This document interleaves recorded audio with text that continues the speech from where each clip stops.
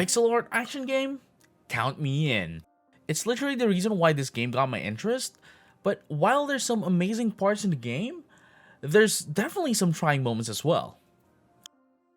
This is JJ-kun bringing you a review of Lando, Me, a Hero?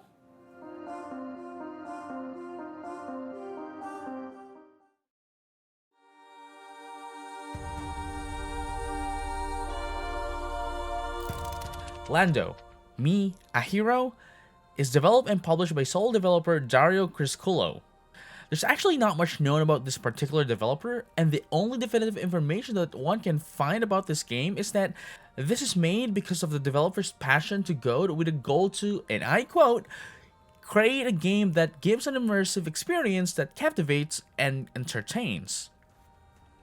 The game's an action roguelike game that has its fair share of frustrating RNG, but that's not all that's frustrating about it.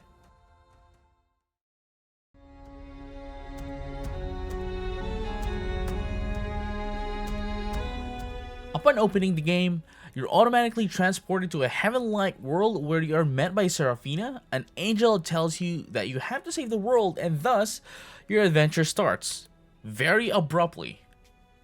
Story-wise, there's not much happening throughout the game provided that the game's focus is not the story, but rather the roguelike element gameplay.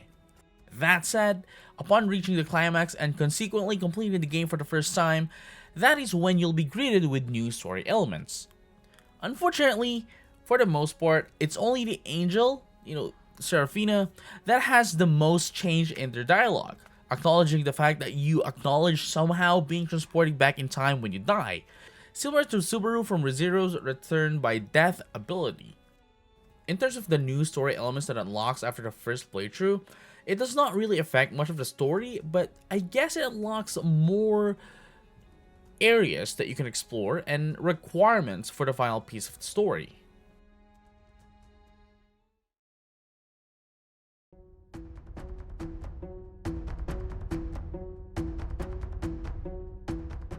I believe I've already said this before.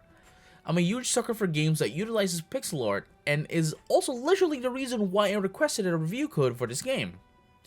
I saw the pixel art and action gameplay which reminded me of Xenonia for some reason, and just like that, instantly hooked. Sadly, the reasons why I got hooked did not age well. See, it utilizes pixel art, right? Good. However, the pixel art in the game is quite inconsistent in terms of style. Some attacks and monsters look way out of place for the art style that the game is gunning for.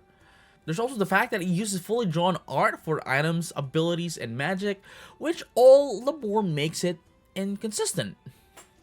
Or honestly, I think those were generated by AI.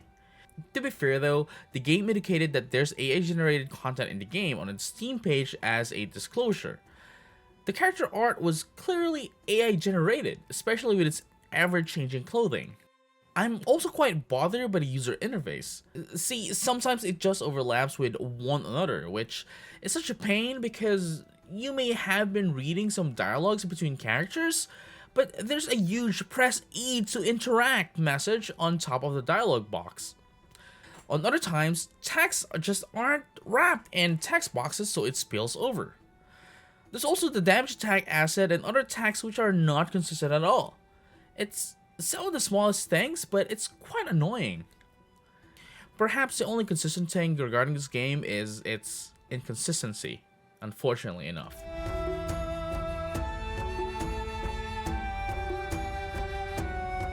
Each level has its own music depicting its environment, which I think is the redeeming factor of the game. I also like the sound effects since at least there's an impact between strikes and hits. It also does not fail to keep the game alive. That's honestly really all I can say since this department of the game is not particularly grand, but at least it gets the job done. As I mentioned, you may very well consider this department to be the saving grace of the game.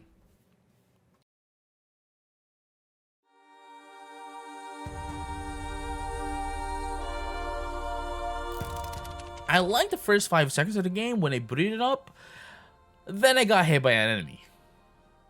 Jeez, dude, like, what the hell is that hit stun? Literally, I can't take up first grade elementary schooling up until I graduate from an undergrad course before you can recover. It's whack, dude. Like, I'm telling you, no joke, it's whack. And then there's the enemies, right? In all fairness, I like the fact that there's a huge pool of different enemies. One problem that I have noticed with a lot of games nowadays, is that they're just recycling their assets. This does not do that. Again, in all fairness, it does not do that, but their attack patterns and sheer numbers stands out to me in a negative way. It's good that there's a variety, but since you can only do so much, do such a limited number of movements and attacks, and the enemies are doing movements as if they're, I don't know, dude, like Sonic, especially at the very starting dungeon. It's very frustrating. On the other hand, I like how it greatly understands what roguelikes are and heavily emphasizes that. Unluckily, it's just that though. It understands what roguelikes are supposed to be, but it can't seem to deliver, particularly with how limited the resources are in the game. I understand that roguelikes like this need to be played many times over and over and over again, but with how the gameplay is, it's not really even enjoyable to repeat the entire thing over and over. As I mentioned earlier, new story elements are unlocked after the first time you finish the game, and while I was able to get the new requirements to unlock the new story parts, with how frustrating the game is, it just does not seem to be worth it to replay again. Still did though, regardless of how much I wanted to drop the game at that point. Primarily, there are two things that I hate about the game the most.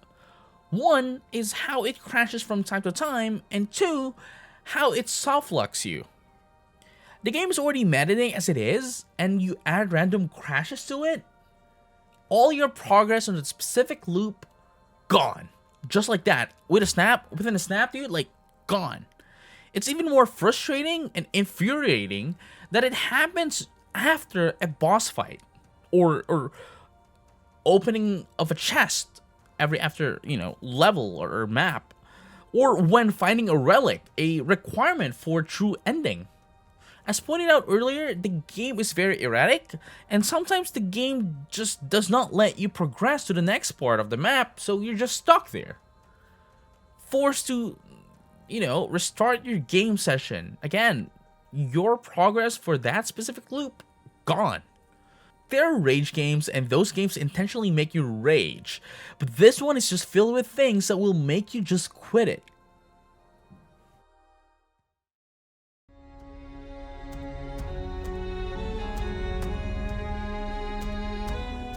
I don't know how much the game is going to be priced since there's still no price available on the Steam page. It only indicates that the game is going to come out in November. Personally though, I don't see this game to be worth more than $3 at most. As it is, I don't think I can recommend it even if it's just for $1. I think everyone deserves a game worth their time, and with the current state of the game, I don't think it's ready yet.